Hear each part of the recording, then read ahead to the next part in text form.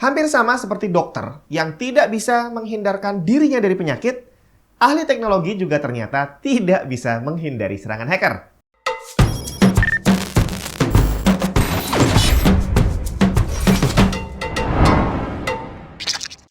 ROG Strix B760F Gaming Wi-Fi, salah satu motherboard Intel kelas menengah terbaik di kelasnya. Dijamin bisa menjalankan CPU tanpa kendala dengan 16+1 power stage ditambah dengan massive VRM heatsink. Mendukung DDR5 up to 7800 MHz, PCI Express generasi kelima untuk grafis, dan 3 slot NVMe generasi keempat. Ditambah fitur menarik seperti PCI Express slot Q-Release, M.2 Q-Latch, serta Clear CMOS dan BIOS flashback button. Link lengkap ada di bawah. Barusan, kemarin, heboh, channelnya Linus kena hack. Bukan cuma Linus Tech Tips-nya, tapi semua channelnya dia dihack di waktu yang bersamaan. Linus Tech Tips, deleted. Tech Linked, toasted. Tech Quickie, gone. Dan ini bukanlah hal yang pertama dan pastinya juga bukan hal yang terakhir.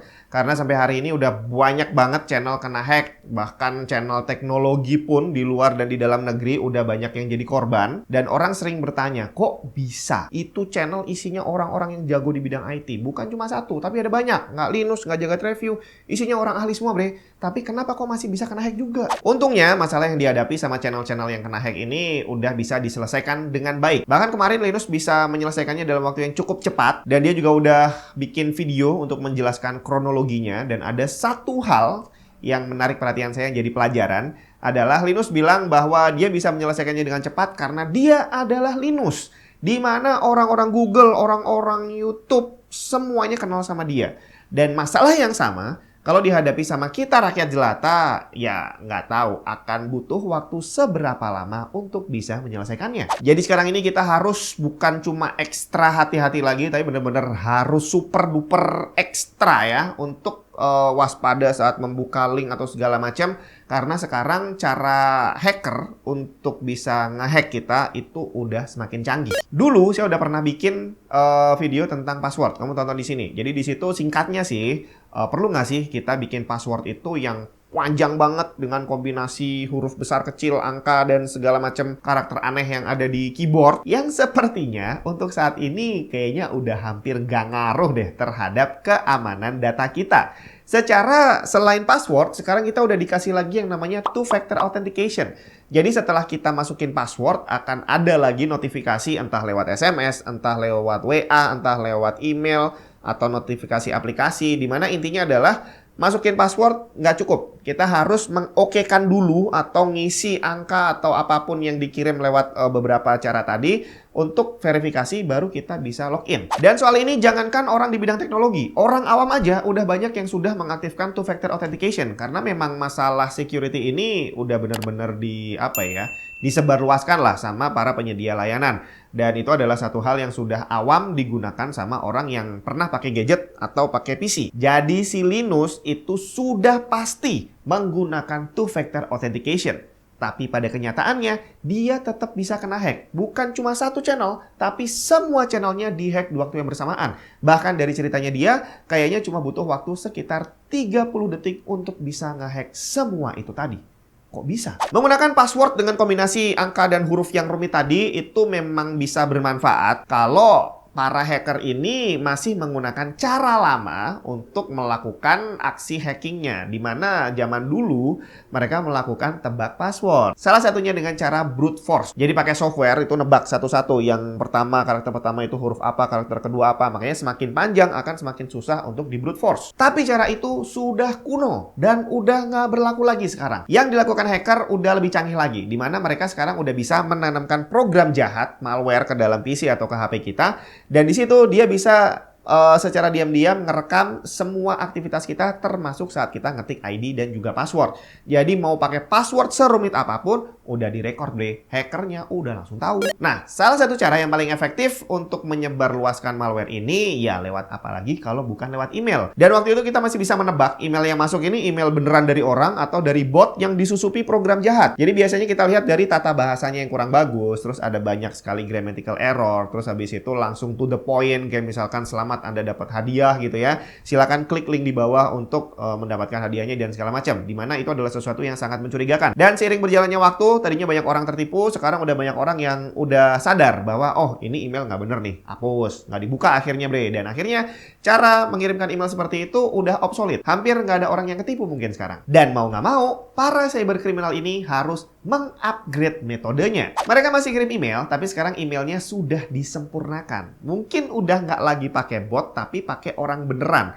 Dan biasanya mereka mainnya bener-bener halus. Tata bahasanya udah bagus. Nggak ada lagi grammatical error. Udah gitu, mereka nggak langsung to the point. Jadi nggak langsung ngirim attachment, nggak langsung bilang bahwa selamat Anda dapat hadiah. Nggak. Jadi si hacker ini akan nunggu si penerima email ini balas dulu, mereka ngobrol-ngobrol dulu, baru nanti setelah email kesekian, dikasih attachment yang harapannya calon korban ini nggak curiga untuk ngeklik link yang dikasih. Nah, saat ini konten kreator adalah salah satu golongan manusia yang menjadi sasaran empuk. Jadi setiap hari konten kreator yang udah terkenal gitu ya, itu akan mendapatkan banyak sekali email penawaran kerjasama.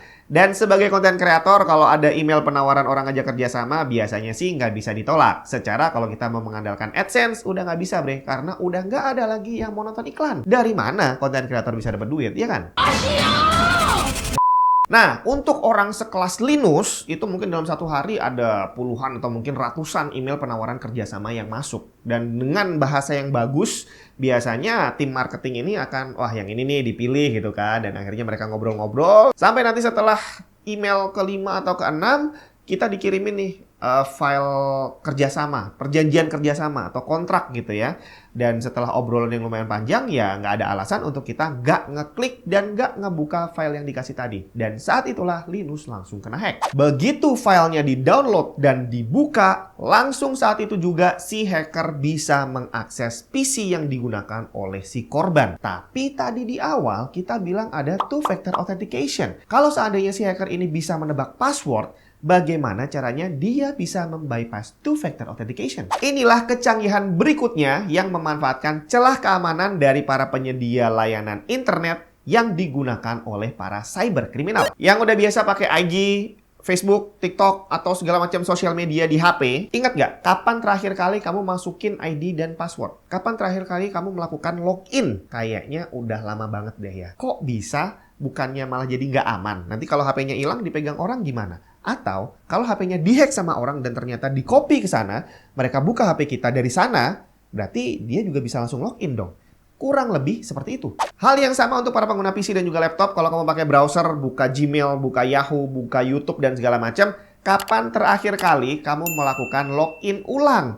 Kayaknya lama banget deh ya. Terutama kalau kamu setiap hari mengakses emailnya terus ya. Itu biasanya kamu nggak akan diminta untuk login. Kecuali kamu buka dari browser baru, dari PC baru, dari lokasi yang baru. Baru kamu akan diminta untuk login ulang. Tapi kalau kamu buka dari browser yang sama, dengan aktivitas yang juga sama, biasanya sih akan dibiarin aja. Nah, ini adalah sesuatu yang disebut dengan nama session token. Jadi sebenarnya di saat kita login ke sebuah layanan, itu di situ ada batas waktunya. Jadi kalau misalkan orang ini udah selesai dan ternyata nggak masuk lagi nih, itu kalau udah ngelewatin mungkin 2 atau 3 hari, terus dia mau pakai lagi, baru disuruh login ulang. Nah ini namanya session tokennya udah habis. Tapi kalau setiap hari kita mengakses, bisa jadi dari sistemnya mereka, itu session token ini akan diperpanjang terus-menerus. Dan ini salah satu tujuannya adalah membuat kita sebagai user menjadi lebih nyaman. Karena bayangin aja, kalau setiap 2 jam sekali kita disuruh login, pasti bakal nggak enak banget. Dan pada prakteknya, session token yang kita rasakan selama ini kayaknya bukan dalam hitungan jam, tapi mungkin kayaknya dalam hitungan minggu kali ya. Karena begitu kamu satu kali login, besok kamu pakai lagi, besoknya kamu pakai lagi, nggak akan pernah kayaknya kita diminta untuk login ulang. Dan ini adalah celah keamanan yang sangat fatal. Hacker yang menyerang Linus menggunakan celah dari session token ini. Begitu si tim marketingnya si Linus itu ngeklik file malware-nya tadi, malware-nya terinstall, saat itu juga si hacker mengcopy semua data browser dan dibuka di PC mereka. Dan di sana mereka bisa membuka semua akunnya Linus dengan session token yang masih aktif. Jadi nggak ada lagi password yang dibutuhkan, nggak ada lagi two-factor authentication karena di sana mereka sudah langsung buka dalam kondisi sudah login. Waduh, kalau gitu berarti bikin password rumit dan two-factor authentication nggak ada artinya dong kalau bisa dengan gampang dihack seperti itu. Sebenarnya nggak gitu juga sih, karena semua lapisan yang ada dari password yang rumit, two-factor authentication, itu semuanya membutuhkan respon kita manual. Jadi sebelum kita login, harus ada verifikasi manual dari kita. Selama kita nggak ngeklik yes, selama kita nggak masukin angka yang benar, kita nggak akan bisa login. Kalau ada orang lain berusaha login, ya mereka nggak akan bisa masuk selama nggak kita izinin. Termasuk malware yang akan terinstal di dalam PC kita, itu juga tidak akan bisa masuk kalau bukan kita yang izinin.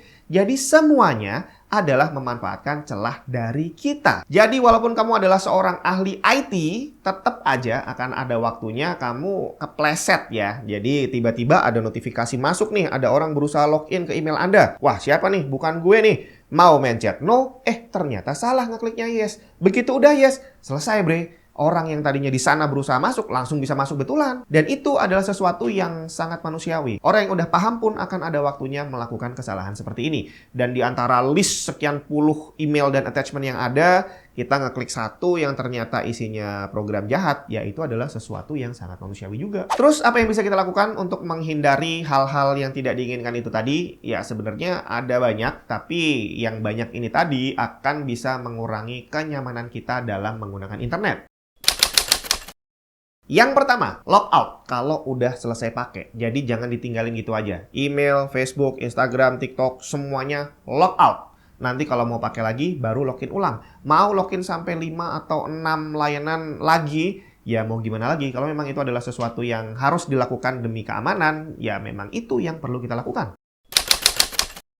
2. Gunakan sistem yang biasanya diajarkan sama orang yang udah terbiasa main cryptocurrency. Kalau di kripto itu kita dikasih token atau semacam key gitulah ya, di mana kita selalu dikasih tahu bahwa key-nya ini jangan disimpan online, jangan diketik di notepad, jangan disimpan di PC, jangan disimpan di cloud. Tulis di kertas, simpan di tempat yang aman. Karena kalau kita simpannya offline, nggak akan bisa dihack dengan cara apapun. Karena begitu kamu simpan di PC, kamu simpan di cloud, itu begitu PC-nya kena hack, ya udah bubar. Semuanya bisa diambil sama hackernya. Termasuk salah satu yang paling kita nikmati adalah fitur nge-save password yang ada di browser. Jadi waktu kita mau login, nggak perlu ngetik ID dan password karena semuanya udah otomatis terisi. Dan ini adalah sesuatu yang sangat rawan. Kena hack sedikit, bubar. Kena semuanya.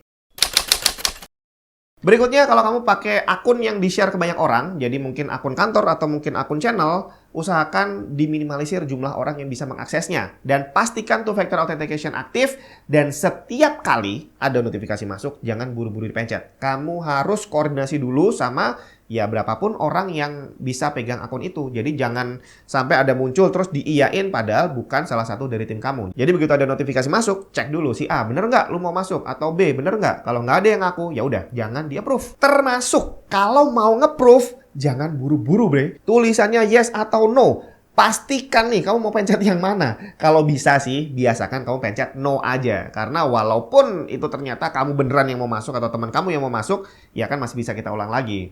Dan kalau kita membiasakan no, ya enak. Kalau ada hacker mau masuk, udah pasti langsung ketolak duluan gitu kan. Tapi kalau kita, ya udah tinggal coba login lagi, baru pencet yes untuk yang kedua kalinya.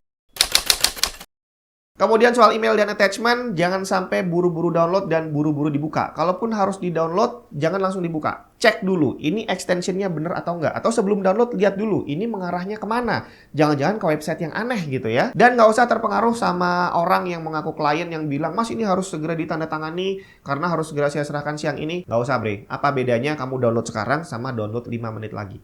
Santai, take your time. Periksa semua dengan hati-hati. Dan yang jelas, semua yang saya bicarakan ini pasti kamu juga udah tahu bahwa kita memang harus melakukan itu. Bahkan Linus, Jagat Review, dan lain-lain juga pasti sudah tahu bahwa itu adalah cara yang sebaiknya dilakukan. Toh itu tidak membuat mereka terhindar dari serangan hacker karena kembali lagi, kecerobohan adalah sesuatu yang manusiawi. Jadi mulai sekarang, ekstra hati-hatilah saat berinternet. Semoga bermanfaat. Kita ketemu lagi di video yang lain.